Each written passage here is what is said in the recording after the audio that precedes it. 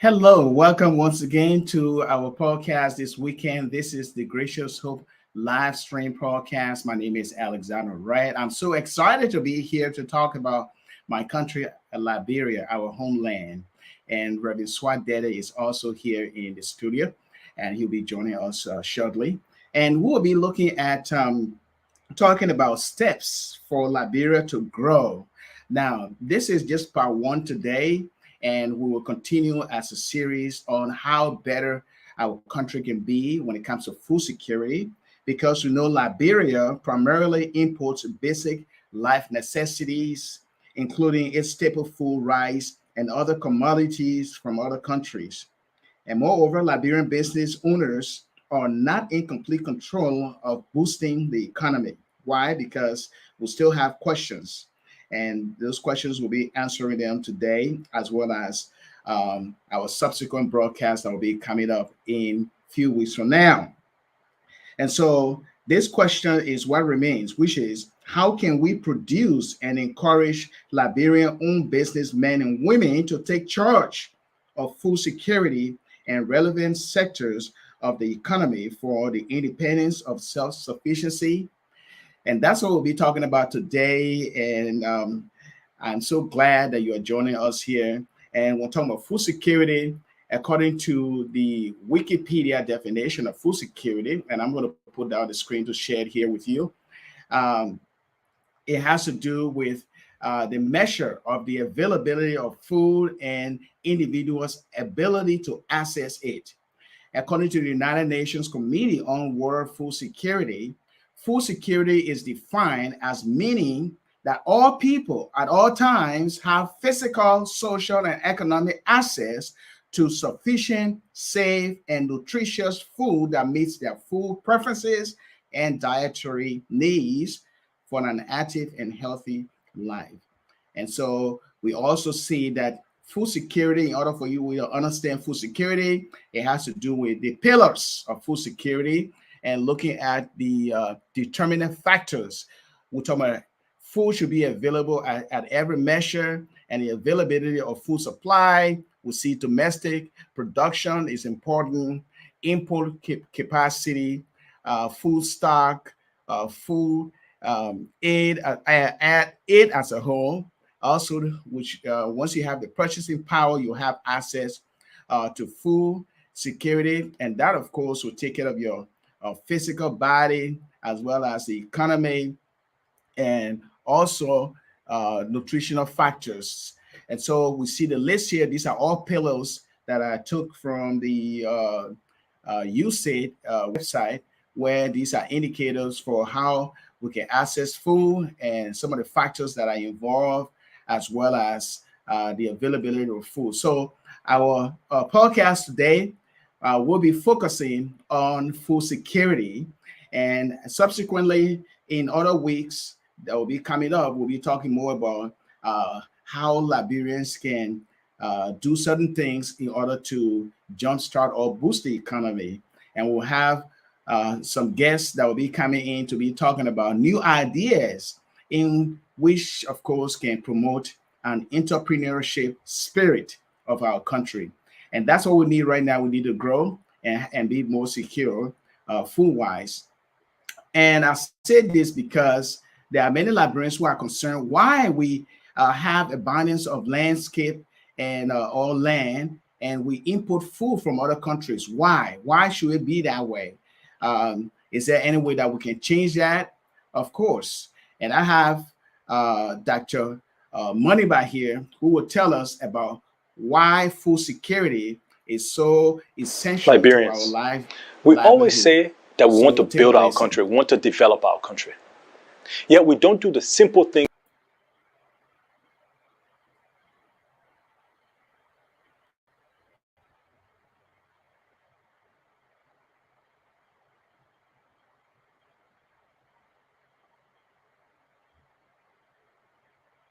Liberians, we always say that we want to build our country, we want to develop our country. Yet we don't do the simple things that's needed to be able to do so. Let's look at agriculture, for example.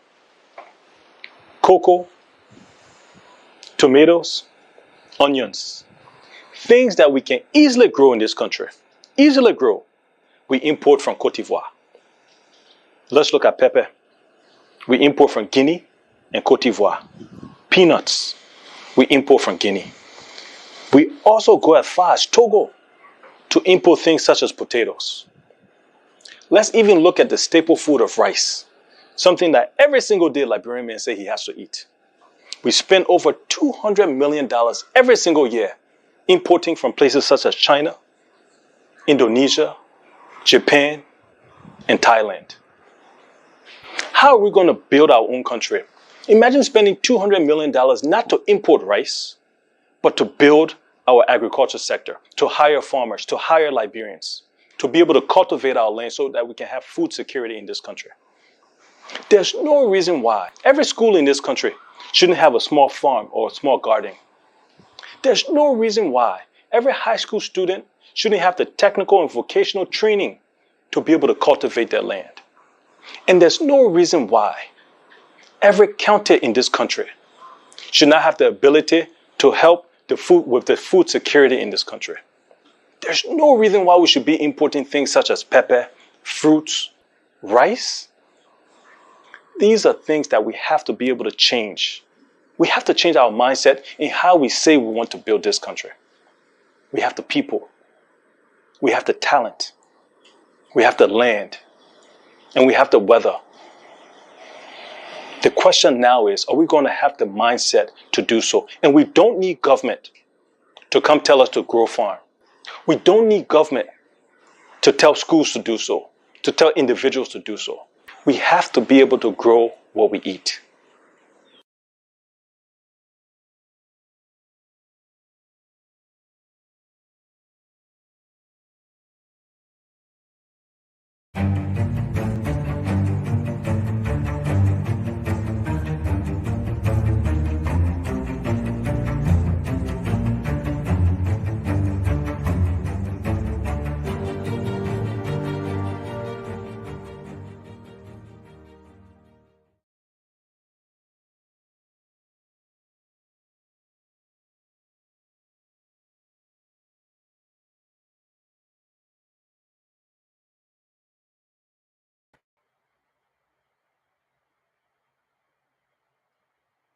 Okay, we are having some technical glitch here today.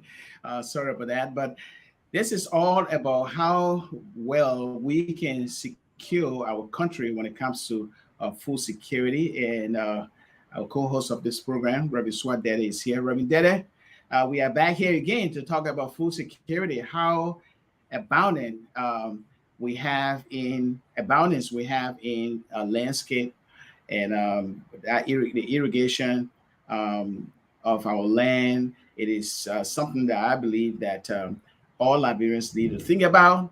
And as you saw in this video, Dr. Clarence Moniba said, why would we be importing pepper, even our own staple food from far away like Thailand, China, or the other countries? And we have the abundance of land and we have the manpower or the women power. Why so? So that's why we'll be focusing our podcast today. And what do you make of this, Pastor Deddeh? I tell you what, for us who grew up in Liberia with parents who were farmers, my mom planted cassava and she harvested cassava. We have more than cassava and we sold some. So that tells me before now people were very involved in farming in Liberia. There were people who were growing rice in Liberia. There were people who were growing edibles in Liberia. But the question is, what has happened? When we talk about sufficiency, it means you need no outside help. You have the basic needs you want, especially when it comes to food production. I was looking at a research that said Liberia is a least developed, low income and food deficit country. According to the 2016 United Nations Development Program, UNDP, Human Development Report, Liberia was ranked 177 out of 188 countries, falling within the category of countries with low human development. Why? It said that we don't have farmers who are dedicated to farming, or government is not paying attention to mechanized farming. We're not talking about subsistence farming right now. Mechanized farming It's what we need in Liberia. Farm to market roads, that's what we need in Liberia right now. Why are we having these issues? So I'm thinking, is it government failure or the people failure? Who's responsible? That's what we're trying to answer today, Alex. Yes, responsibility, surely, surely. But according to Dr. Clarence Moneybar, it is our responsibility individually. We don't have to depend on government, even though the government has the big chest enough to fund, okay, to bring the resources or to provide the resources, but we ourselves should be willing to grow. And I know the Exactly. local farmers or local producers right now, and a lot of Liberians are engaging in the farming industry, but it is not the highest output, that is expected. And so this is where the problem is. And if you look at some reports here, and I was looking through, you say, and also the World Food Program, looking at our overview report on Liberia from the year of 2001 through 2021, the 2021, it was 2021, actually from 2020 to 2021 last year. And they were saying that 85% of the population live in, let's say, lack or deficient in nutrition. So they're looking at children, they're looking at families, they're looking at the individual, they're looking at the input and the output of our produce. And they came up with this report, but it is a report I believe that we all can look at and see, especially those who are in leadership regarding food security, should look at these reports. And I know they haven't seen it, but then how can we increase the input, the output? Let me say that. That's what I meant to say. How can we increase the output so that we can be secure? Because if we are importing rice and other basic life necessities, things that we need, especially when it comes to food, things that we're used to besides rice, pepper, and he was mentioning about some other things too that we can grow. Why are we getting food from other neighboring countries like Guinea, and that he was talking about? It That, is that is interesting, Ellis. That is very interesting. I was talking with somebody who traveled recently to Liberia, and they went out of Monrovia, and he said he traveled from Lima to Granjide, and when he got in Granjide, he needed some, I think, plantain or banana, and according to him, now I'm quoting him, he could not find plantain in Granjide, so he had to send somebody to Lima to buy some plantain. I don't know how true this is, but I'm just sharing what he says. If this is true, why aren't we producing things like plantain, bananas that we know we would need? Why mhm, would we want to leave one county to go to another county when you have the same fertile soil in your county and you're not growing the tuber crops or planting the banana and things that you need in your place? Now, do we put that on government?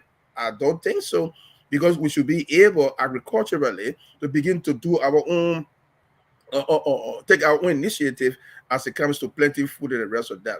But government still has a role to play at this, and that's why I'm saying we for this subsistence farming now, it's been good in the past, but we got to go beyond that. Subsistence means you have enough to eat. Maybe you can share few with your brothers and sisters or your other community dwellers. But when you talk about mechanized farming, where you have equipment to move the soil, to plant faster than people will do with their hands. That mhm. is the kind of farming we're talking about. But are we close to that kind of farming, Ellis? I'm not too sure. It was interesting to know that the Liberia Transitional RCS report from 2018 to 2019, it states in a quote, the social economic conditions in Liberia are stark, with some 54% of the population living below the global poverty line, a third of which live in extreme poverty. I'm quoting from this report. An estimated 18% of Liberians are food insecure. And they quoting the Liberia Food Security Assessment of 2015. Now, of the 18%, uh, um, about 52,000 households, which is 2% of the population, are severely insecure, Ellis. This is a Hmm. huge number. And if nothing is done, this number will increase. And poverty is not anything anybody wants. So if it keep increasing, we must stay in a dire situation when it comes to feeding the populace, Ellis. Yeah, feeding the populace is a security issue, and it's not just on an individual level, but it is a political issue as well, because any nation that does not feed its nation, its people sufficiently, it can bring security problem. And we can see the indicator from many other countries that have been at war or they engage in um, overthrowing the government because of food. Remember back in 1979, the rice riot with Yeah. William Tubber as the president at the time? It was because people felt insecure, you know. So food security, it is a security issue that is both for political, it is a threat to our political environment as well as our social and cultural environment. And if you want to see like a family, okay, to see if they are well off or not, look at the children to see if they are malnourished or not. If they are healthy and going to school and everything is okay, then they feel secure. But it is tough in these days because the war that took place, followed by the Ebola and COVID, um, had some sort of effect on the economy, not just in Liberia but globally. And we know that the United States is still recovering, and we're hearing about monkeypox, and other countries are still recovering in a sense. In fact, the United States now is recovering job wise. They just added 528 million jobs. So that is a very good indicator. However, when it comes to our country, Liberia, it puzzles me for us to be importing. And it's good that Dr. Clarence Moniba made it very clear and said, hey, this is a problem here. You're making yourself insecure. It is not anybody out there. You're making yourself insecure. Why not get up and see what can be done? But I believe he's also speaking to the leadership, those that are in charge of decision making, to make sure that our country has enough food. So instead of depending on other people, let us learn to be self-sufficient in every way. And that is the message I believe Dr. Moniba is sending out there. Because if we can go next door neighbor and get the same kind of produce that they grow from their own soil, what is going on with us? Is it because of lack of the resources, the money, or the machine or the equipment, or lack of training, or what? And this is where we need to know what's going on and why can we feed ourselves. Alex, well, in the 80s, we had the Green Revolution by Dr. Samuel Doe. And that Green Revolution was to encourage Liberians to return to the soil so that we grow food not just to feed ourselves, but to feed and maybe feed the extended family and be able to sell some of the produce from what we have on our farms so that we can live a better life. But the Green Revolution failed. Of course, we know what happened. The war came and that whole Revolution thing died. Way down in the 70s, William Tolbert Jr., he was a farmer. I live in Bensonville. He had orange farm. He had a pineapple farm. He had a banana. I mean, he had almost everything growing in that place. So the soil is fertile. My question is, and I don't know where I'm going to get this answer from, except we contact the agriculture officials in Liberia. What is the problem? It's not the soil. We have the soil. We have the farmers. Is it that government is not pumping money or rejuvenating the Green Revolution in Liberia for us to be full self-sufficient? What is going on? And if you ask government officials, I believe they'll tell you they're doing everything, as they usually say, they're doing everything, okay, for the agricultural sector. For example, that is the document we I think maybe you know about that, the 2030 vision, the 2030 vision for Liberia. As a Mhm. response to Liberia's myriad challenges, the government crafted a long-term strategy. dubbed the Vision 2030 Liberia Rising, in which it has outlined plans aimed at lifting Liberia to a middle income status by 2030. My question is, where is that plan? How Mhm. is the plan festering? What is government doing with that plan right now? We had a guest, Dr. Dawn. He mentioned that plan in passing. And he said, and I hope I don't misquote him, the plan is similarly dead. Now, if we have Vision 2030 and work towards Vision 2030, I stand corrected, but I believe the effort we place in that Vision 2030 to make Liberia food sufficiency and other things, it must suffice, it may happen. But are we implementing this Vision 2030, which took months to put into place? People travel around the country. They came to the diaspora. I was one of those moderator at one of the conferences in Maryland.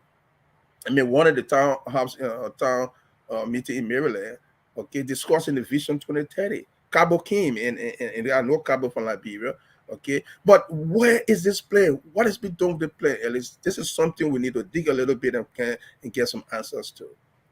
Yeah, yes, we need to think about that. We're all Liberians. We love our homeland, and we want to progress. We want to develop in every way, especially in the food sector industry. And we know that if we are secure in the way where we can feed ourselves sufficiently or in abundance, then we will see that our self-esteem, and purpose in life will all come together. Remember, it's not all about just living and sleeping, but again, food is always important. And I remember when I was very little, I used to break bread with my family every time. And then when I was ready to go to school, when I was in elementary, my younger brother and I, my dad used to give us, pennies to go and buy the collar to God. lunchtime.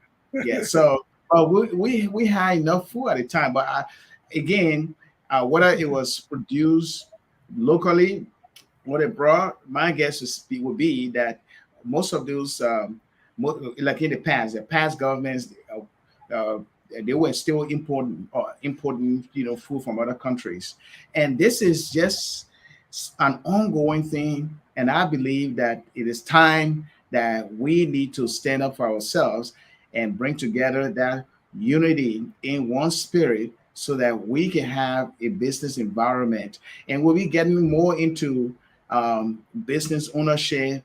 What are some of the needs or the need for business ownership in our country so that Liberians can take hold of their own economy. And it is the reality right now that we see those who are not Liberians, and I don't have anything against them. But what I'm trying to say is that we should not allow them to uh, take hold of the economy or to dictate the economy. It's our own country. We live there. And I believe Dr. Moneyba is saying we can be self-sufficient in everything because we have the soil to do so and we have the strength. And even it goes back to our educational system where he mentions that there should be, more classes on how we can grow our own food.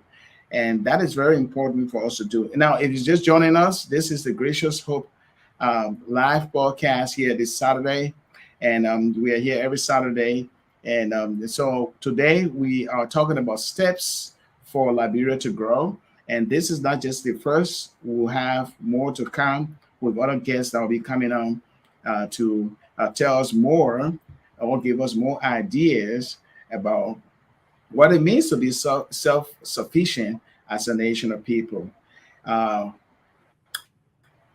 I believe our guest for today is coming on. He just sent me a text that he's running late, but he will be coming on pretty soon if he can get through. Hopefully, he will come through. And you and I were talking earlier about how in Liberia the internet issue can be Yeah, problematic. The internet can yeah, be problematic at yeah, times. And we have had yeah. guests on this program who have had problems in coming on. They will come on and they'll fade out because the internet is weak. But I hope Sir Alex Devine Jr. will make it. to come in, and so that we can discuss all that is important to our country, which is we want to get some positive ideas on how we can grow as a country. We will be right back.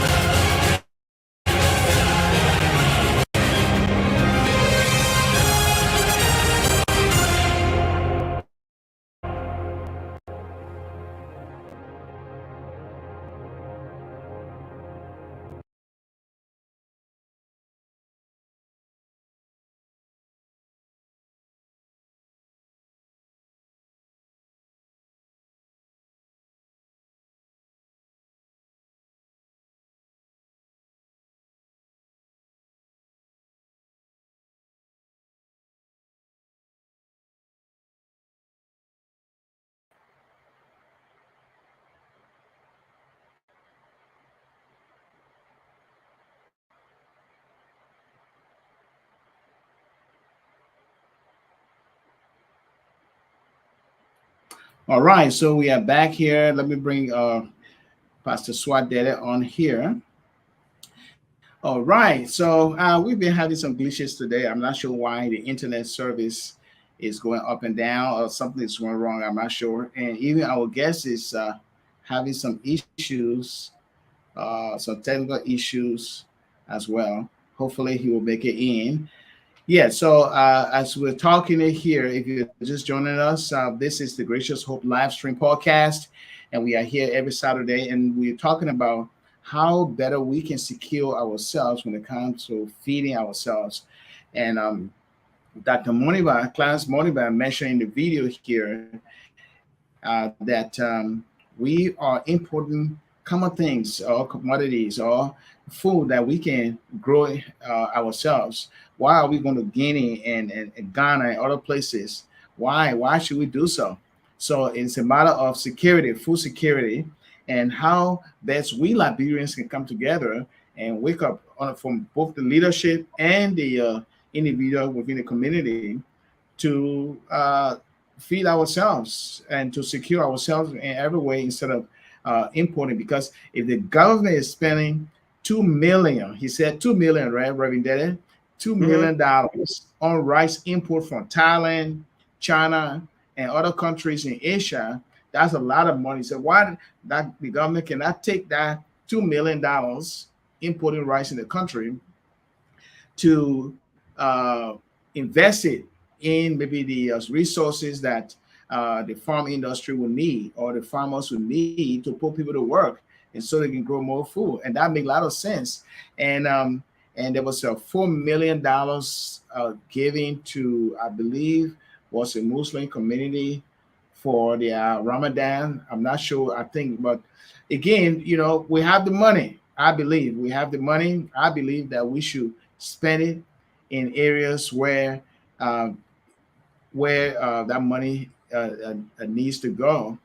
But if we are insecure as Liberians when it comes to feeding ourselves, when there's any future calamity, we will suffer the consequences. For example, look at the Ebola time, and look at the COVID time. People were asking government to give them subsidy, right? To provide some money because the government have mandated that all people or everyone should stay indoor at a certain time. That was a curfew imposed. But then people were saying, but if we stay indoor, how do you expect us to go outside and look for food? How we gotta go outside and get food? So because the company will stay in, then you got to provide incentives. I mean, it made sense, but that was an embarrassing time that people could not even afford, to feed themselves. And it goes back to the same security thing we're talking about, Reverend Deddeh.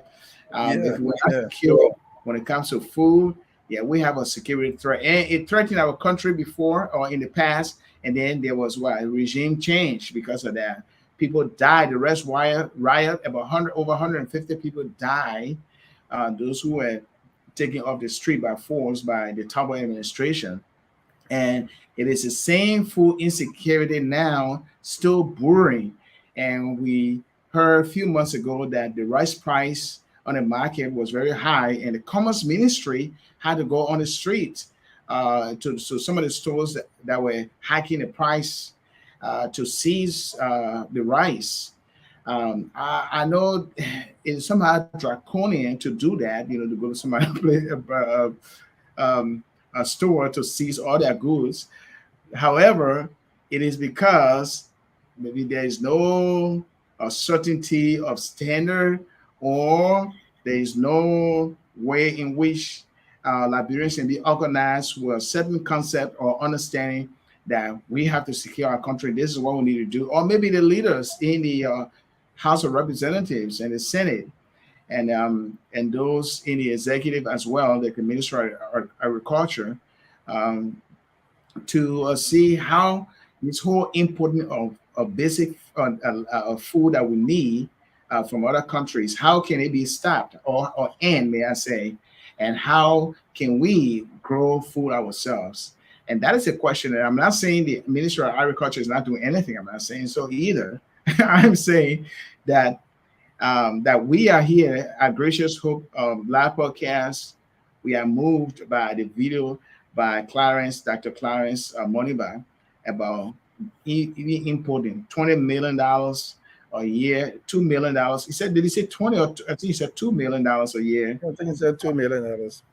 Yes, just importing rice from Thailand and China and other places, whereas we could grow them right in our country. Pepper, banana. Why should we get them from other countries around us or in West Africa?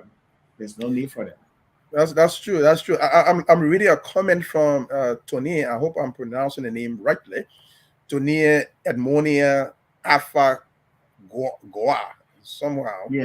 If I'm mispronouncing the name, I'm sorry. She said access to farm.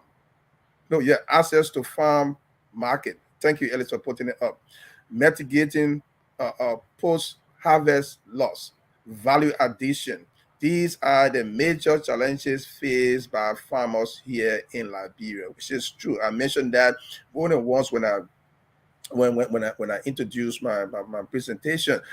If farmers are producing produce and there is no clear farm to market rules, the produce is going to just rot on the farm and all the efforts would have gone in vain.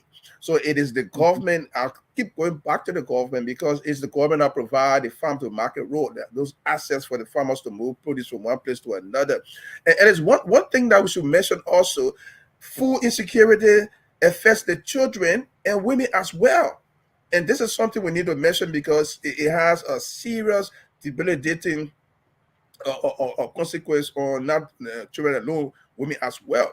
According to the Liberia Demographic and Health Survey of 2013, undernutrition remains a serious public health and social economic problem affecting mostly women and children. Now, these are the people who are going to take after those who are in leaderships today.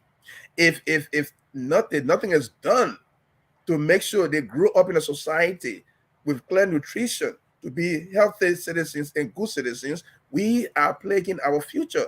It comes to national security as well. So food insecurity is a serious matter that we have to address. When I say have, we have to put time to it. Government have to really get involved and encourage the citizenry, the farmers, people who already know farming, to get involved so that we feed ourselves. We produce enough food to feed ourselves. It is not impossible, Alex. It's a scriptural too. When God made Adam and Eve in the garden in Genesis, he told them to multiply and replenish. It goes to farming as well. So from biblical time to now, farming is a crucial issue for subsistence, to grow, to eat good food, to eat healthy food and grow. So this is no joking matter that we're talking about. It's a serious matter that has to be given serious attention. I was reading the agenda for transformation, for the government. Okay, they say aspects of these plans are elaborated in the agenda for transformation. That's the 2012 government produced project. It gives a 5-year plan that lays out government's medium and long-term development priorities. So if you look at this agenda for transformation, they list steps in which they want to improve the issue of food security and social development, social economic development in Liberia. I hope that is followed so that we see concrete and significant change in our food production in Liberia. Yes, we are all hoping for that, and we are so glad to know that our guest is backstage. Sir Alex Devine Jr. is here, and we'll be right back here to bring in our guests. Don't go away.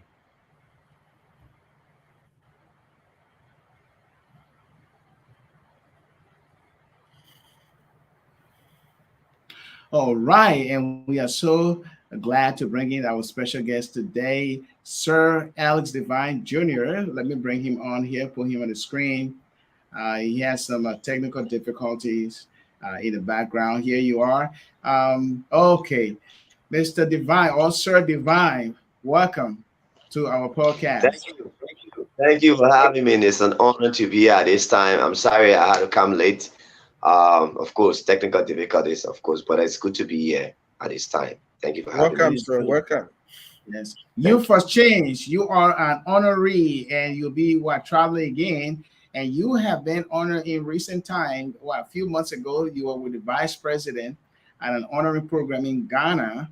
And you have been doing some very good work with young people and inspiring them and making them to make sense of their self-worth and self-esteem and to understand their identity within our society. I think that is very important for our young children. Sir Devine has been good at doing it all these years, and he has been recognized not just within our country, our homeland, but also other countries around our within the region.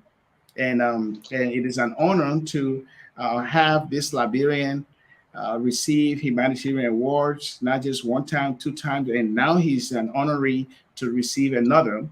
And so he has been working with young people. Sir Devine, we have been talking about food security as a whole and to see how Liberians can take charge of the economy themselves in order for us to grow more food, because food insecurity brews tension. And that's what happened back in 1979, the Red Wire. And many people don't realize that up to now that um, we import a whole lot of food from other countries, like banana from Guinea, and also rice from faraway countries such as Thailand, China, and some other Asian countries. And so it is a concern. And the way that we know that young people that you engage with most of the time, that they are from a very good home, is that if they are well nourished and they appear healthy, then you know. But if they appear sad and malnourished, you know that there's something going on within our home. And you have seen a lot of young people probably who might have complained to you about, food insecurity as a whole. So we invited you as a guest to share some ideas about steps that we can take as Liberians to grow our own country, or to make every contribution so that our country can grow in every sector. So I'll start out by taking it from three perspectives. First of all, I'll look at it from the individual perspective. I'll look at it from the biblical perspective, and I also look at it from a national perspective. So I'll give a few examples. The first thing is that from an individual perspective, anyone who feeds you controls you. And so anyone who feeds you controls you, your movement, your sense of direction. And that is a personal perspective. If I give you food, I direct how you behave, and I controls your movement. From the biblical perspective, and I can just give two common examples. You will follow the story of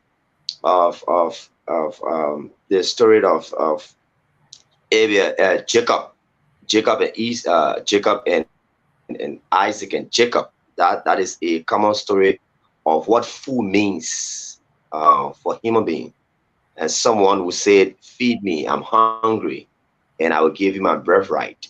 And that story goes on, and you can find out what happens at the end of the day, because the man was hungry. He said, "But even if I don't eat now, I will still die. So why can't I just get the food and eat?" And you could see the biblical implication as well. And also coming from the national perspective, a country that does not feed itself, it is a country that does not have independence, because your independence is directed from how you are able to control your people. And in Liberia, our staple food here in Liberia is rice, and this has been proven over time.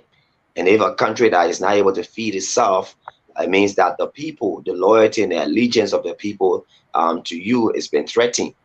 So these are three common examples for me, who have worked with young people over time across this country.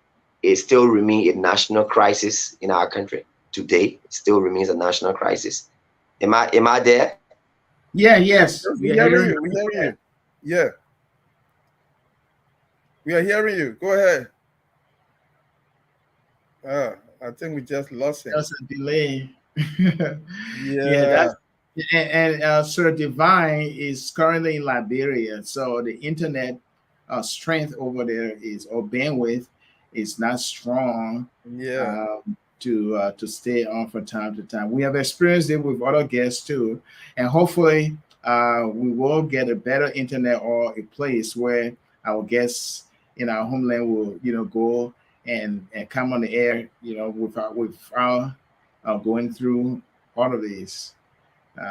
Exactly. All of that. Exactly. But anyway, he was making a very good point. Okay. And I believe that point, it is very essential to each of us, knowing that, yes, if you can feed someone, yes, you can control it in a way, because That's why it's national security issue. That's why I mentioned national security. That's what it is. Yes, You're right. that's Yeah, true. you're right. You're right. He's right. Yeah, he's right about that. And the thing about the biblical one, I think he meant Esau and Jacob. It was Esau and Yes. Jacob. Yeah, when Esau ate his breath right because he was hungry, and Jacob gave him food, and that affected him seriously. And of course, the role of government and the rest of that. So the three legs he gave are all very important and significantly explained, because food Ellis is you. It's you.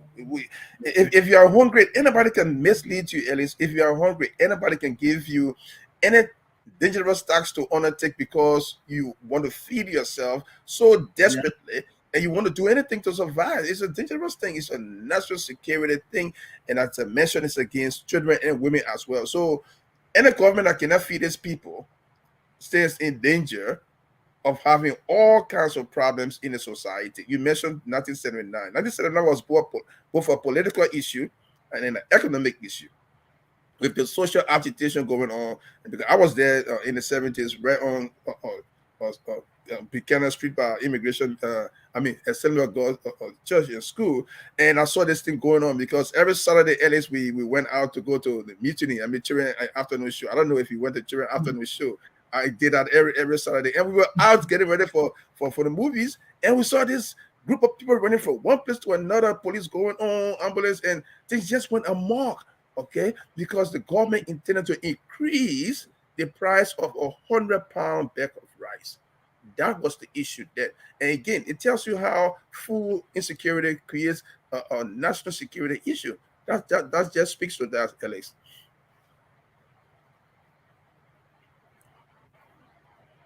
Can you hear me, Alex? I can hear you now.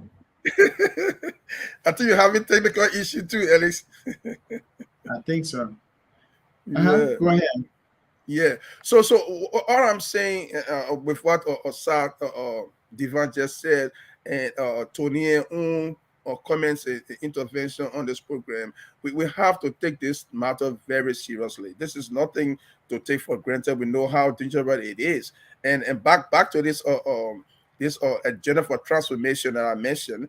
This agenda for transformation by the government itself identify enhance food security and improve nutrition within the Liberian population as two priority interventions, which are detailed in the strategies. The first one is detailed in the Liberia Agricultural Transformation Agenda of 2016 and in the National Food Security and Nutrition Strategy of 2008. So this transformational desire to enhance the food production in Liberia is seen as something the government is prioritizing. I want to believe that. But I just hope that this prioritization goes further than just on paper, so that we see the concrete manifestation of the government's intention to have food security in Liberia, at least. Yes, that's what we are hoping to do. So that's what we are hoping will happen, because food security is always important. And if we are looking at these reports saying that Liberia is still insecure when it comes to food, then we ought to be on the alert to do everything possible as Liberians individually, not just looking up to the government, but how can we organize ourselves in a way that we can get resources from the places that we need to, so that we can secure ourselves in every way. And let's see here. There's a comment here by one of the listeners. Let's see. I'm going to put it on the screen. And Reverend Deddeh, can you see it? Can you read that? Yes. Yeah.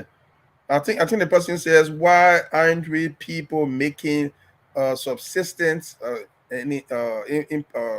parentheses is hand to mouth farming anymore. So your question is, why aren't we doing subsistence farming anymore, hand to mouth? In other words, we feed ourselves at least, and then in the future we can feed others. I think that's this question. And this is a serious question. Like I mentioned earlier when we started, I mentioned my own mom, and we used to go. My mom and my sibling used to go on the cassava farm early in the morning to cut the cassava stick, and plant the cassava, Mm-hmm. and then we make sure we took it to that farm, and the cassava grew. We fed ourselves and our friends in around us, and like I mentioned, she sold some of the cassava for some financial income. Now, if we did that then, it is not impossible today.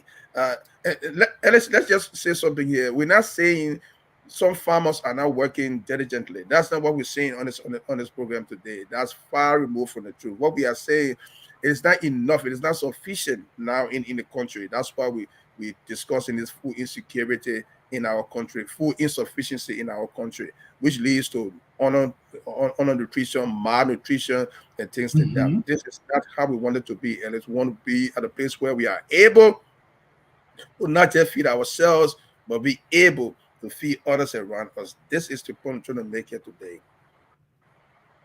Yes. And is there another question this viewer has? Why is the over reliance or interference? Over financing government for producing food. Why is the over financing government for producing food? I don't understand that one. But because if government was over, yeah, the government was over financing food production, we'll have food sufficiency in Liberia. So maybe he meant something else other than what that came across to us. So people have interest in this discussion, Ellis, because like I mentioned, and I will keep saying it, we have to eat. An empty bag cannot stand. If you are Mm-hmm. hungry, you are vulnerable. If you are hungry, you Yes. are vulnerable. That is the reality that we can't run from. That's why our country must be able to provide a means for the farmers to produce more food so that Yes. everybody gets something to eat, so that people will not come and infiltrate our society with just what would I say, tricks to get people involved in doing things against the country because they are hungry. I mean, this is a serious national security issue that has to be addressed.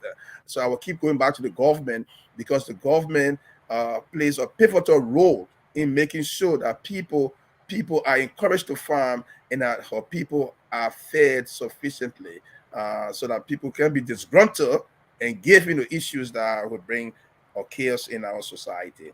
That's the point I'm trying to make today. Okay, Alex. I know this writer is asking if we got a number to call in, or we don't have a number to call in. But hopefully next week, Saturday, we'll be back here and we'll be looking at why is it so important that Liberians own business should flourish in our economy. What are some of the indicators to help Liberians to flourish? And we'll have a special guest here next week at the same time to talk more about some ideas. You will be able to give some ideas, and hopefully we will be able to learn from him about that. Our guest today, Alice Devine, came in, but the internet problem took him out. So hopefully we'll talk to him again at some point. But we'd like to thank all of you for joining us. This is the Gracious Hope Livestream podcast. We are here every Saturday at 8 p.m. GMT. That is the Liberian time in the United States. It is 3 p.m. Central Time, 4 p.m. Pacific Time. And if you live in the Pacific Standard Time zone, is at 1 o'clock p.m. And that's how we'll do it today. And we'll be back here. Don't forget that this is a series going on. We'll be talking about steps, things that we can do, or steps that we can take, whether bit by bit, just to get our country going. And we believe that these are contemporary issues that we'll discuss because it is in our interest as a people, one nation, one people under God. Thank you so much. And Rabbi Deddeh, I believe this is where we'll leave you for today. Yeah. Thanks. We praise God for this time. I see this the River says Pro. I don't know what name is that, but he said a good conversation. I agree with him. Thank you for joining us. And Alex, see you tomorrow from your Sunday program. Yes, message. I'll also see you tomorrow. Okay, then viewers, please share this video, okay, with your friends, your relatives, and even your enemies, okay? Share it because it has to do with individual interests, our interests, how we can work together in unity and promote our country in every way when it comes to food security. We'll be talking about Liberian business ideas next week, Saturday. Join us then. And get to our website, gracioushopefellowship.com, or get our app on your phone. You can get the app on your phone. It is easy. Just go to the App Store, look for Gracious Hope Bible Fellowship. It's going to pop up, and then you can just click Get, and then it's going to download on your phone. And you have a lot of things in that app that will be very interactive for you than what you see on Facebook. So there are a lot of other things in the app that you can, navigate that you cannot, find on the website, and subscribe freely to our YouTube channel as well. Until then, we'll see you next Saturday. Bye for now.